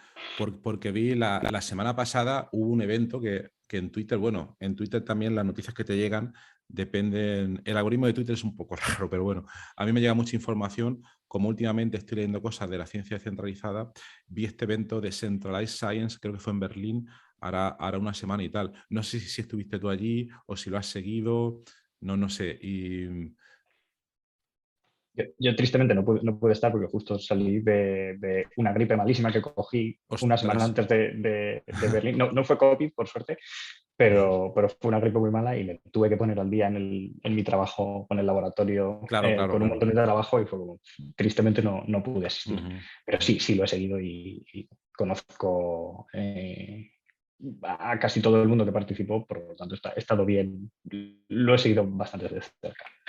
Me parece brutal. O sea, las ideas que se están generando ahí, súper originales y cada cosa, este tema de la revisión de artículos, no sé, hay un mundo ahí abierto impresionante, ¿no? Y la última pregunta sería, ¿qué pasa con España aquí? Pues sí, esto es un poco el, ¿Hay es una alguien? pregunta interesante y nosotros hemos intentado, tenemos un par de personas de España en Vitadao y hemos intentado, hay un par de proyectos españoles ahí en la recámara Ujú. que ya se hablará más de ello, pero hay interés en financiar proyectos españoles porque en España, como bien hemos comentado, mm, eh, en lo que es el nivel al que opera Vitadao, es decir, en investigación muy temprana que está a punto de generar o que tiene un potencial importante para generar propiedad intelectual, pero está muy temprana, no hay nada. O sea, hay muy pocas posibilidades para estos investigadores. Entonces, bueno, es una oportunidad interesante y luego también hay, como hemos comentado, una investigación a muy buen nivel. Entonces, estamos intentando movernos por ahí. Y hay gente invitada sobre todo, que es lo que yo conozco de España. Ahora mismo creo que somos 3 personas, pero Ajá, bueno. Esperemos claro. que según vaya creciendo haya más interés por parte de España y otros países hispanohablantes. Claro que sí, claro que sí. O sea, yo ahora mismo lo veo súper interesante y como tú bien has dicho, por la casuística, bueno, de España y de cualquier otro país donde la financiación se pudiera mejorar, que siempre se puede mejorar, ¿no? Pero lo que estoy viendo ahora mismo, lo que me da la impresión es que uno puede ser un científico excepcional en su área, ¿vale? Ya sea la longevidad o el fármaco o la informática o lo que sea. Bueno, en informática creo que pasaría menos, ¿no? Pero veo todavía que hay una barrera. Yo, porque soy una persona muy curiosa y me meto en 100.000 temas y exploro y demás, pero yo creo que lo que debe pasar dentro de poco para que esto funcione un poco mejor, lo digo de manera constructiva, es, creo que una barrera ahora mismo para que la gente entienda todas las implicaciones que tienen todas estas cosas. Quiero decir, alguien puede desarrollar unas moléculas impresionantes, pero como los científicos siempre están, o estamos, no sé cómo decirlo, en su molécula, sus historias, le viene una cosa de este tipo y dice, ¡guau! Yo no me voy a calentar la cabeza en intentar entender esto. Yo me voy a mi paper, a lo que hago siempre y no salgo. Y a lo mejor se pegan luego más tiempo rellenando las solicitudes del Plan Nacional en España, que mucho más curre, que luego pensar un poco, informarse un poco y en investigar este tipo de oportunidades para mover sus proyectos, ¿no? Entonces yo creo que si por una parte empieza a llegar, no sé cómo es, más información a la gente, que supongo que con el tiempo seguirá llegando y tal. Entonces eso podría ser, yo creo que realmente un pelotazo, porque puede ayudar muchísimo. Y es uno de los retos que tenemos por delante, sobre todo comunicarnos. Estamos teniendo bastante éxito con aplicaciones en ciertos países europeos. Vamos a dentro de poco financiar nuestro primer proyecto en Estados Unidos, Wow. pero queremos ser lo más globales posibles y llegar a la Claro, comunidad científica y a los científicos. Y el problema es que, bueno, yo mismo no sabía absolutamente nada de blockchain hasta que me uní en Vitadao. Fue mi claro. primer aproximación al blockchain. Todo a través de, pues como me interesaba la propiedad intelectual, había ya tenido la patente, estaba empezando a ver cómo funcionaba, me interesó mucho este concepto de los IP-NFT y dije, no me había interesado mucho la blockchain hasta ahora, lo seguía así un poco, me pareció una tecnología interesante, pero tampoco me había informado mucho. Y luego cuando vi este concepto, vi el potencial que podía tener para la gestión de la propiedad intelectual y para un poco agilizar todos esos procesos que ahora mismo están muy escleróticos. Ujú. Y me decidí unir. Entonces, también nosotros tenemos el reto de mejorar la accesibilidad a todos estos Claro. conceptos y también, y esto ya es un reto que sufre la tecnología blockchain en general, que es mejorar la accesibilidad para investigadores y para instituciones de investigación, que es complicado ahora mismo. La experiencia del usuario de la tecnología blockchain es complicada, requiere especialización y requiere conocimiento muy específico. Entonces, Sí, sí. en la comunidad de la ciencia descentralizada en particular, tenemos que uno de nuestros retos es intentar ayudar y facilitar a los investigadores el acceso a todas estas tecnologías. Y luego ya yo creo que si se quiere que la tecnología blockchain tenga una adopción más grande, yo creo que ahora mismo el principal trabajo está en que sea más accesible para el usuario medio y que no requiera esta gran cantidad de conocimiento que ahora mismo a veces requiere. Es una de las limitaciones. Y nosotros ahora que estamos tratando con instituciones, pues imagínate, Claro. hablarle a una universidad, ¿no?, de una IP NFT y de hablar con la Tech Transfer Office, con la Oficina de Transferencia de Conocimiento, de, bueno, pues queremos convertir la patente en un NFT y es una de las labores que estamos intentando Claro, hacer. claro. Y de momento la recepción ha sido sorprendentemente buena, sobre todo en Europa. En Estados Unidos, Ujú. fíjate que yo creía que iban a estar más abiertos a ciertas cosas. Las universidades son bastante más complicadas en cuanto Vaya. a ceder derechos de su propiedad intelectual. En Europa ha sido como bastante más. El Vaya. primer proyecto fue en Copenhague, de hecho, lo tengo aquí al lado, que Ajá. pura casualidad, no tengo nada que ver con ese grupo de investigación. Ahora ya le conozco, obviamente, ya hemos empezado a colaborar, pero hasta entonces no le conocía. Y, y, y sí, parece ser que las universidades europeas han sido más abiertas a la hora de experimentar con su propiedad intelectual. Las americanas han sido más.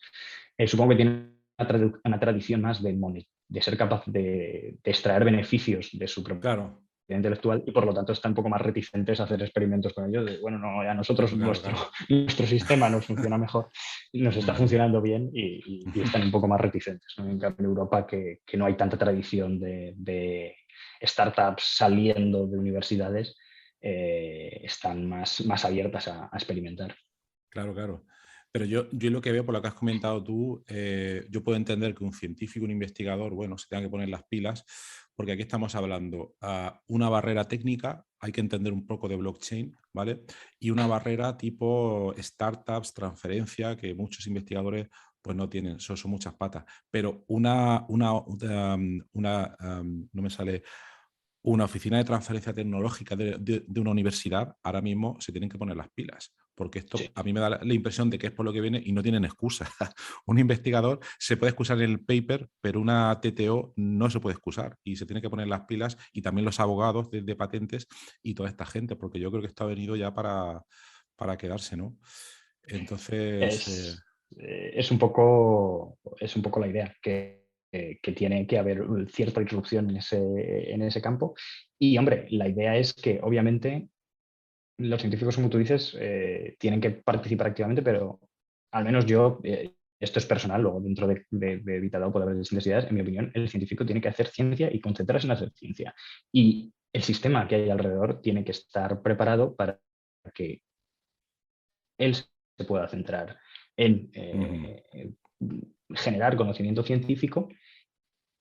Y precisamente una de las cosas que queremos hacer en Vitadao es esa incubación, ¿no? Esa guiar al científico en todos estos procesos para que él se pueda dedicar a generar el conocimiento y, por supuesto, darle todo el control que él quiera tomar en las decisiones.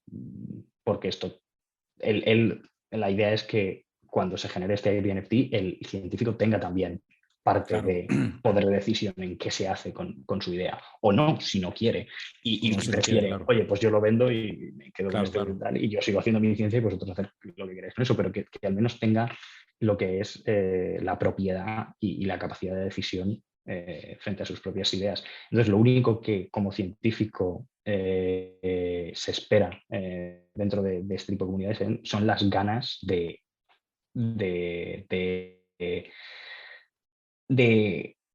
avanzar el proyecto en una dirección que pueda ser útil para el paciente. Eso es, si tú tienes ganas de pensar de, oye, mira, es que yo tengo estas ideas, pero realmente no tengo mucho conocimiento de transferencia de tecnología, no sé, no entiendo o no tengo tiempo para ponerme a investigar pues, cómo llevar mis ideas a un nivel más tecnológico, pero realmente creo que estas ideas son útiles y creo que pueden llevarse al paciente. En este tipo de comunidades se tiende a aceptar eso con mucho entusiasmo y a guiar y a suplir esa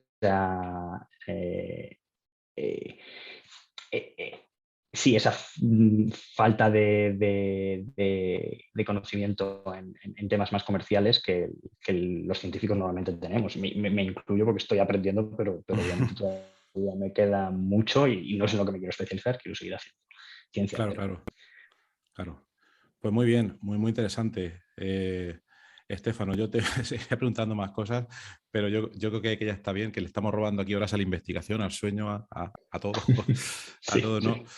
Pues nada, Estéfano, mucho ánimo con todo. Yo creo que lo está haciendo súper bien, la investigación, pues todas las cosas. Y nada, a ver si luego más tarde ya te podemos invitar a otro programa para que nos cuentes un poco por los avances, que pinta todo pues muy bien. ¿Vale? Bueno, yo encantado y sí, la verdad es que es muy interesante y podría estar yo también hablando horas y horas de esto, así que nada, encantado de que me hayas invitado y encantado de colaborar también en el futuro. Pues muchas gracias, Estéfano. A seguir bien y buenas noches. Venga, hasta luego. Adiós. Buenas Chao. noches, hasta luego.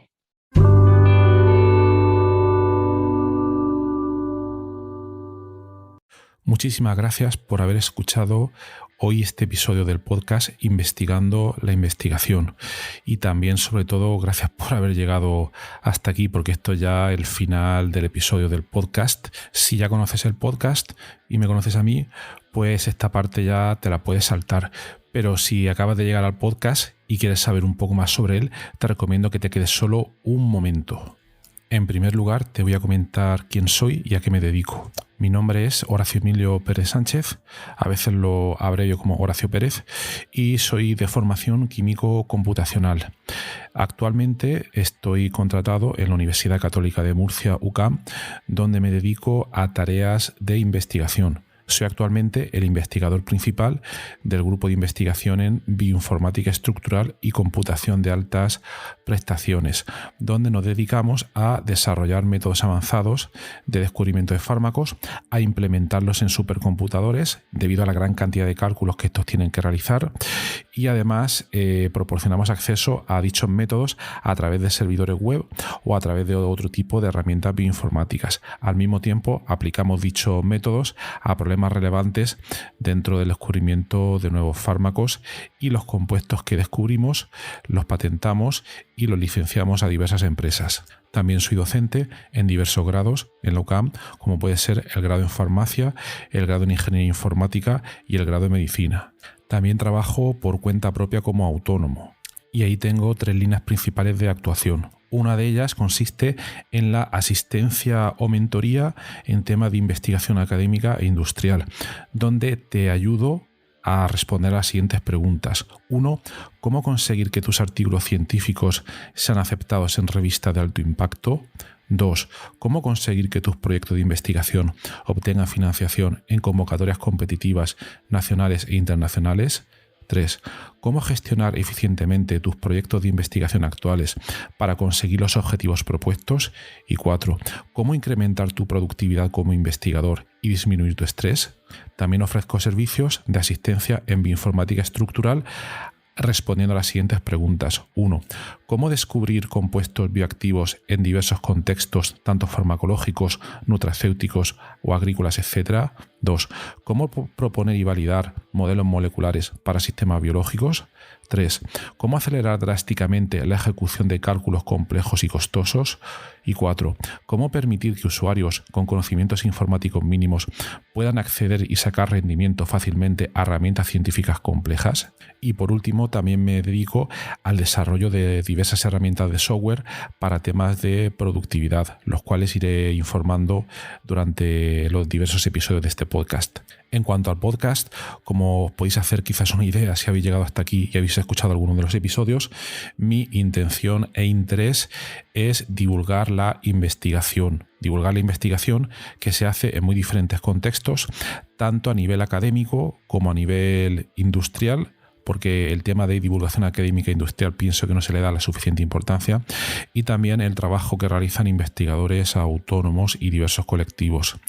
Además, doy especial hincapié en el tema de la bioinformática estructural a la hora de divulgar también la investigación que realizamos en nuestro grupo. Por otra parte, también tratamos temas de productividad y todo tipo de herramientas que nos puedan ayudar a mejorar todos los procesos necesarios para poder realizar una investigación en condiciones y con un rendimiento adecuado. Si escucháis el primer episodio del podcast, que es en realidad el tráiler, ahí tenéis algunos detalles más, pero bueno, esa sería la idea principal. Por último, también quisiera mencionar que tenemos una comunidad de Discord organizada en torno al podcast. En la mayoría de las notas del programa, de los episodios, tienen los detalles para acceder a esta comunidad.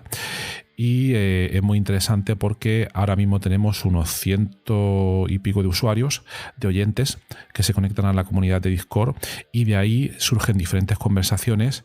Y, por ejemplo, algunos episodios, como digo de memoria, el de ciencia de datos, el de la investigación en ciencia de datos, es uno de los que surgió ahí, pero también ha servido para que oyentes hayan realizado dentro de esta comunidad de Discord nuevos contactos a la hora de exponer intereses similares en temas tanto de investigación como de productividad y de diversos países de habla hispana.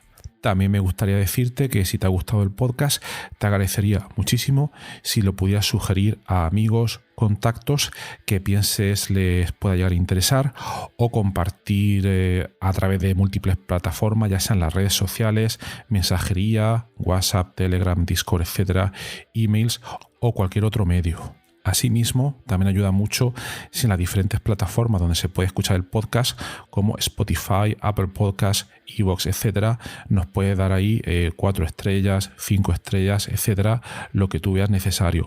Pues todo esto al final ayuda a que el podcast llegue a más gente. Y por último, si quieres ayudar a esta idea, si quieres ayudar al podcast económicamente, te agradecería que te suscribieras a la versión premium del podcast. Tienes los detalles en los enlaces de las notas del programa, o puedes ir directamente a Anchor FM/Horacio-PS, y ahí tienes todos los detalles. Y bueno, aquí se termina esta outro del podcast, un poco larga, pero me parecía necesaria para todos aquellos que lleguéis por primera vez. Y nada, de verdad, muchísimas gracias por escucharme y espero que os interesen los temas y que todo este contenido pueda ser beneficioso para todos los que lo escucháis. Muchas gracias y hasta otro episodio.